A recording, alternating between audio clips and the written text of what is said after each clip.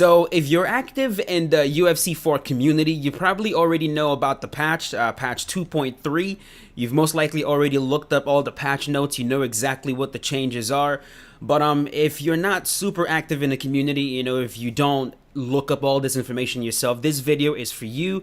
I'm gonna try my best to go into detail and explain the brand new changes that we just got to the game. And I do need to point out that a lot of these changes will affect online players a lot more. So if you're an offline player, a lot of them will affect you a little bit, but you're going to notice a lot of these changes more if you play online, because a lot of the exploits that we were seeing in the game before these changes were all being done by players online in ranked and quick matches as well. So let's jump right ahead. I'm going to go through these patch notes, do my very best to explain to you guys exactly what was fixed the way it was before and why it all matters. And I gotta say, man, major kudos to EA.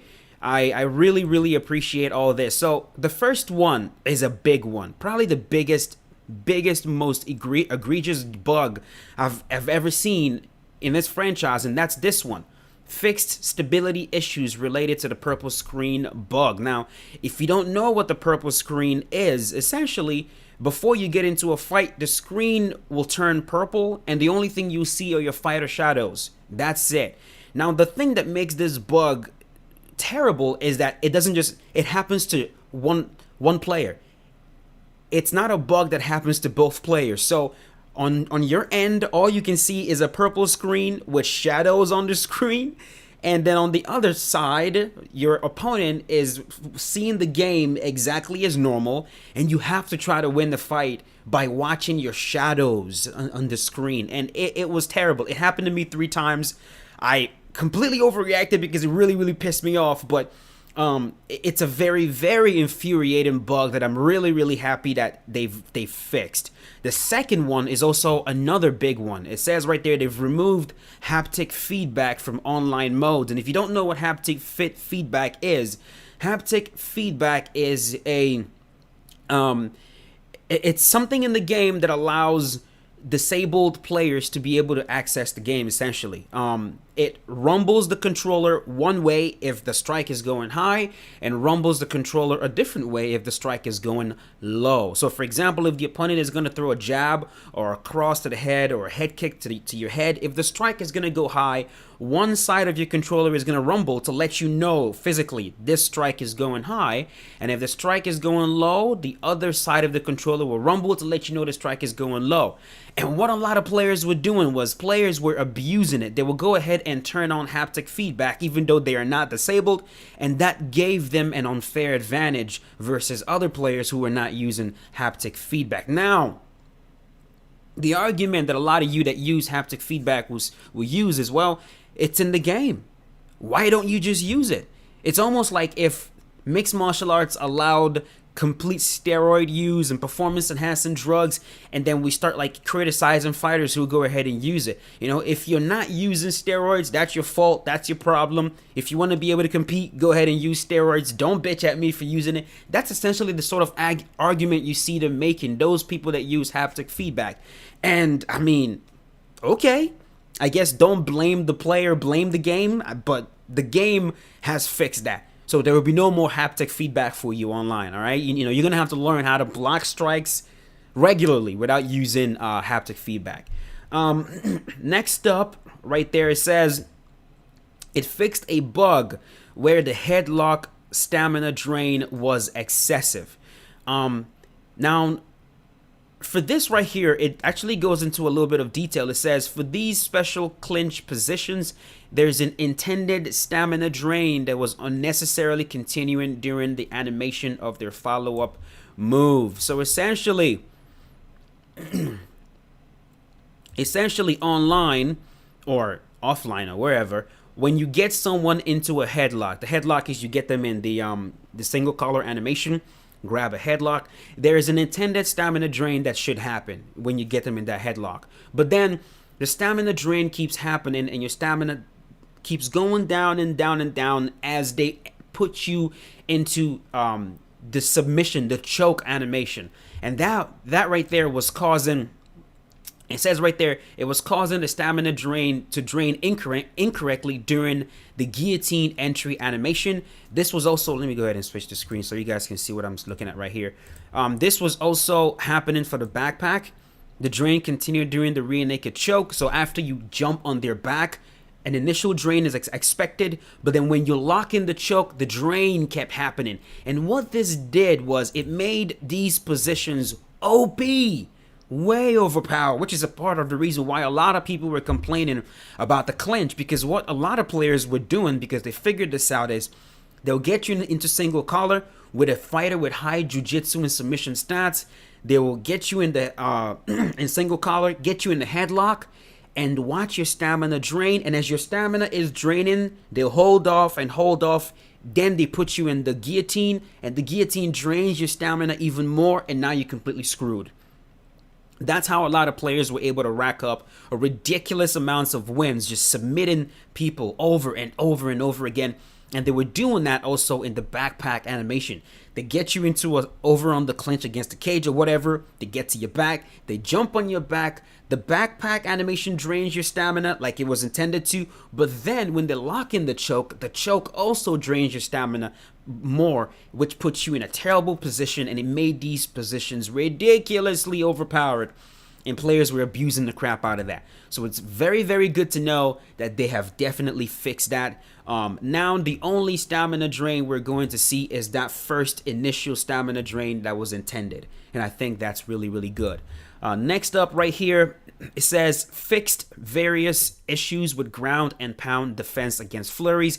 And then right here, it's going to go into a little bit of detail to explain exactly what those issues were. The first one is it fixed an issue where the defender was unable to block immediately after posting in ground and pound. So in ground and pound, what used to happen is when you're on the bottom and your opponent is on top and they try to hit you, let's say they try to hit you with a hook and you post. When the moment that hook lands on your post, you cannot block anymore. Your block gets disabled. I showed you guys a video of me playing online. I was winning the fight. The player was able to get me to the ground. He started wheeling punches on me. I tried to post, blocked one of the strikes, but my block got disabled. And because my block was disabled, he was able to just rain down ground and pound and get me out of there. That was a major issue with ground and pound. It's part of what made ground and pound OP at first. Now they fixed that. Second one. It says they fixed an issue where the player was unable to successfully post after a successful block in ground and pound. So the opposite was also happening. You're able to block a few shots in ground and pound, and then when you try to post for a hook, because to defend the hooks on the ground, you can either block it or you can post it to get a reversal, and then for the straight punches, you can slip it. So if you were to block a few shots on the ground, you go to post, boom. You're not able to post because you blocked. So you blocked, now you can't post. You post, now you can't block. That was a major bug in ground and pound that was really, really causing issues. And a third one, it says it fixed an issue with blocking after being hit. So in ground and pound, if you get hit sometimes, like, you miss a post or you miss a slip, or you just didn't block on time, the moment you get hit the first time, boom, you cannot block anymore. Your block is disabled. That caused a lot of major issues on the ground. And then it says it also fixed a bug where after a clean hit, follow-up punches that varied by type. So side or front punches would bypass the block and deal full damage despite the blocking animation looking successful. So when you get hit clean, whatever follow-up punches the opponent was throwing would act like you're not blocking, and the shots will hit you anyway. So ground and pound was just it truly was a mess when the game first dropped. And last right there, it talks about how it fixed an issue with damage received after posting strikes in ground and pound. So you're trying to post, but the damage is still bleeding through, and it's not supposed to be doing that. So, if you take a look at this, man, this is a wealth of issues in regards to ground and pound. Issues that I 100% believe is going to make ground and defending ground and pound successfully. It's going to make it a lot easier if you apply the principles correctly. So, really, really good change, man. Timely, definitely timely. right there, next up, it says it reduced the rate of stamina recovery during ground and pound. So now this one, I believe this is talking about, right here, it says it made it harder for the defender to capitalize on a stamina advantage they gained during ground and pound. Because, okay, so what was happening is in ground and pound, if you're the attacker and you are wailing on the opponent, right? You're throwing a lot of strikes, you're recovering stamina a little bit too fast, which means that the defender is not having enough time to take advantage of the fact that he is defending shots or slipping shots properly because you are gaining back stamina too easily. And so what they've done is that they've tuned the ground and pound stamina recovery rate so that it is similar to that of the ground game, which is going to benefit the defender by making ground and pound reversals and the special transitions out of ground and pound a lot more viable. Really good change. You guys are really going to enjoy that. Moving on, make sure you can see the screen. I'm not very good at switching this screen like I'm supposed to, but next up right there it says tuned stamina and damage on the backdrop takedown. Now the backdrop takedown right there, the stamina drain from the backpack no longer applies during the backdrop animation. So essentially what used to happen is you jump on their back and you have an option to either get them into a choke from the backpack or pull them down into back sitting. And the initial stamina drain that happens when you get the backpack was happening, but then when you get the takedown, there was also an additional stamina drain that was happening. They fixed that. And it says the stamina drain from backpack will no longer apply during the backdrop animation. So, very good. More fixes. If you take a look at most of these changes, it all revolves around the clinch. And honestly, man, this is to be expected. It really is to be expected. The clinch was a very bold endeavor. It was a very bold endeavor by a very smart developer to develop a realistic clinching system in UFC 4. And with that is going to come a lot of unforeseen bugs and exploits and mistakes like that. Now, what I wish was that the beta would have been longer. If the beta, or was it even it was a closed beta. It would have been nice if it was longer, but the beta was like 24 hours, maybe 48 hours at most. It would have been nice if it was longer, maybe at least a week, to give players a week and also ranked to give players an incentive to try to break the game. That would have led to a lot of players finding these issues way quicker. And the full game would at the very least maybe not have dropped with these changes fixed, but the very first patch should have had a lot of these fixes in them.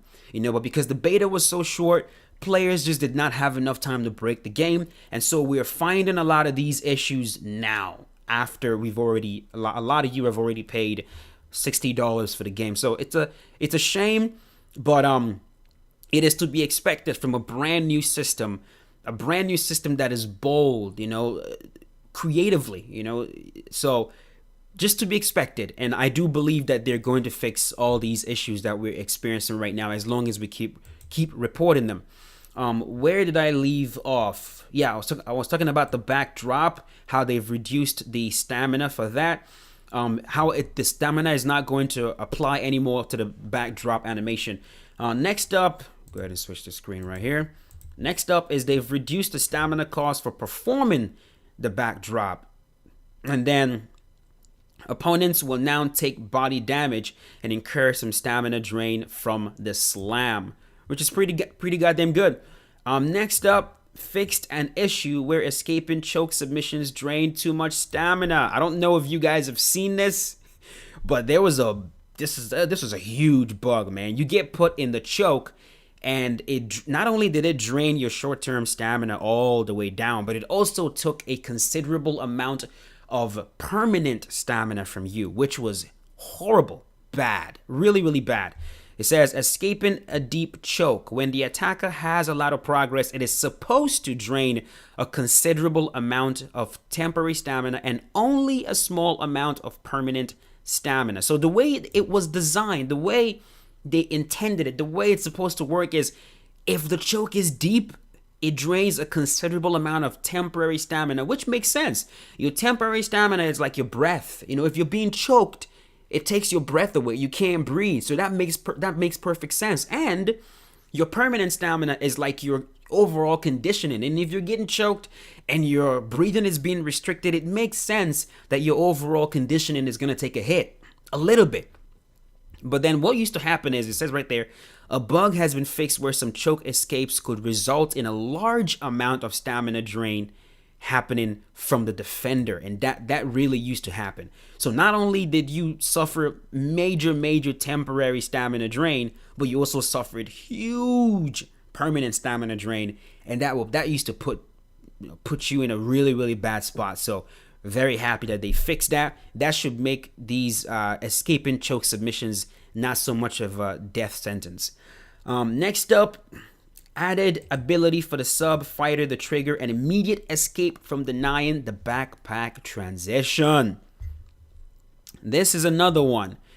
Before this change, what used to happen is players would get your back, and then they were able to go for the backpack over and over and over. Now, by the way, if you don't know what I mean by backpack, I'm talking about jumping on the opponent's back. You get their back, you jump on their back, and then you hang on to their back. From there, you have an option to lock in a choke, or you have an option to pull them down into back sitting, where you're both sitting down and you have their back. That's what I mean.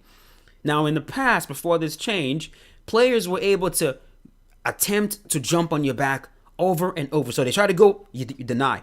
They do it again, you deny. They do it again, you deny. Over and over and over, despite being denied, as it says right there, while the opponent will be trying to escape. This was unfair, as each of these denials will provide the dominant fighter one more chance to perform a mix-up. A mix-up essentially is for them to try to take you down. They could try to drag you to the ground or try to take your back. You know, it needs to give the defending fighter some time to get out of there. You know, if I defend the first attempt to put me in backpack, I need to have an opportunity to get out of dodge. But before, you used to be stuck right there, and you were just stuck defending that over and over and over, and it was draining your stamina as well. It was a total mess, a complete mess. And it says, go ahead and switch the screen so you see what I see right here. This situation also encouraged the submissive fighter to attempt to seize this relentless attack by trying to transition the cage single under, which is not the proper counter to the backpack, as the backpack tends to win the race. Now, after the mix, one denial of backpack is now enough. After the fix, one denial of backpack is now going to be enough to grant the submissive fighter an immediate escape from the clinch. So that's really good. It's going to make this position a lot less overpowered. Man, I am looking forward to seeing a lot of these players that revolve their whole entire game around the clinch and backpack and guillotine, standing guillotine, and the choke from the backpack. A lot of players just built this whole entire style, game plan around just exploiting the crap out of that. And that's why when I complain about it, a lot of you don't understand, man. A lot of the issues I complain about are unintended. That's not the way the game was designed to work. And now those are being fixed. And I'm just curious to see how a lot of these players fare. You know, now you're going to have to actually fight properly. Anyways, it says, it fixed an issue with the stamina drain on the headlock denial. Another clinch fix. Previously, headlock attempts drained the defender more than the attacker, even when denied early. So if you're the person denying it and your opponent is trying to get you in a headlock, it drained you trying to defend it more than it drained the attacker, which makes no sense. That was a bug. Shouldn't have been that way. Says this issue allowed the headlock to be an overpowered tactic. Yeah, it most definitely did. Now, an early denial will significantly drain the attacker and will not drain the defender at all. So now this gives you, as the defender, an incentive to really get on denying that headlock as fast as possible, because it's going to drain the attacker and it's not going to drain you, which makes that position fair because there's still a mix-up right there. Next up, added stamina tax to the attacker for low single takedown denial. This was another issue that was in the game before this patch, of course. Players figured out that they could shoot a low single on you and it really wouldn't drain them too much. And the low single is not very easy to deny in this game. But now they've added a stamina tax for the attacker who's going for the low single, and it makes perfect sense. The low single is a very difficult takedown to shoot because you shoot real low on the leg, then you gotta pull them up and drive and dump them. And the way the denial actually works, the animation makes perfect sense for it to drain the attacker a lot more, because the way the deny works is when you shoot in, they grab on the head, push the head down, pull the leg out while still holding the head down, and then you got to get up. That should drain your stamina a lot more than it used to, and now it does. So they're really making a lot of really good changes here, man. I'm really happy about this. Really happy about this. This takedown was missing the stamina drain to the attacker when a denial happens. It had the drain from attempting it, but not from being denied. So the initial attempt drained you, but then the deny did not offer any additional stamina drain. That's going to happen now, and that's really good. The last fix right here, it says fixed an issue causing takedown feints to count in stats. So if you're feinting a takedown, it counted it as actual attempted takedowns, and of course that caused confusion. They've definitely fixed that. So here you go, man. These are the patch notes. I don't know what else to say except, like, with every single change that we get, with every single change, with every new one, the game is closer and closer and closer to the vision that we expected of the game. Now, is it possible that UFC 4 is never going to reach, that vision that we have for like a simulation mixed martial arts game? Yeah, it's possible. It's very possible because it's fairly clear that the audience, a huge part of the vision for UFC 4 was to try to bring in the casual audience. That's very evident with the way the game was designed. You don't have to look too deep to figure that out. So it's very likely that by the end of this cycle of this game and all the patches, the game still might not be right where we want it to be, but it's going to be a lot better than UFC 3, for sure. For sure, no doubt. It truly has been a progression, even if EA is not quite hitting the mark, because UFC 2 was better than UFC 1, for sure. UFC 3 was better than UFC 2, and UFC 4 is better than UFC 3. It truly is. If you don't think it is, you need to play the game a little bit more. You got to get a little bit more experienced, and you have to try to educate yourself on all the changes that were made. Because I see a lot of people talking about how UFC 3 is better than UFC 4, and you're just wrong when it comes to that. You're wrong on that. The striking has gotten a lot better. It's been improved quite a bit. We got a brand new clinch system that, even though it's all buggy and has all these issues, when it's all said and done, it is going to be a lot better than the clinch system in UFC 3. Just overall, man, I do think UFC 4 is going to be a better game when it is all said and done. Still quite a few changes, man, that are definitely needed. The vulnerability, one thing I forgot to add, I'm not even sure if this is the full patch notes here, but I do know that they added vulnerability to the clinch. So when you're trying to attempt a clinch over and over again, before in the past, there was the vulnerability on getting hit as you enter in the clinch was very low, but they've upped that, especially for the jabs and the straights, for frontal attacks. So jab, straights, the front kicks. I would have loved to see more vulnerability on uppercuts, because that just makes perfect sense. The uppercut is a really good counter to clinch attempts, but we'll see what happens. So quite a few more changes that I personally would love to see, and I do believe that those changes will come with time as long as we keep calling them out. But yeah, that is it, man. I hope you guys enjoy this one. Hope it was informative. If I missed anything, let me know in the comments section. Spread the word. And I will see you guys later with a brand new one. As always, stay safe. Have a wonderful day, folks.